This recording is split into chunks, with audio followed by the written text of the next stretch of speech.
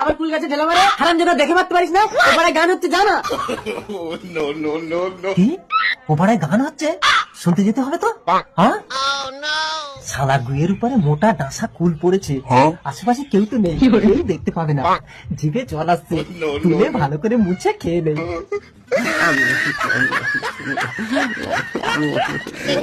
হ্যাঁ, আমার আরেকটা জুতো পেয়ে গেল, পায়েও তো নেই, গাছে নিশ্চয়ই শালা ওই লোকটা নিয়ে গেছে। তখন সখীরা বলল, ও তো লোক, ও দাদা, ওই কুলতলা থেকে আমার একটা জুতো এনেছো?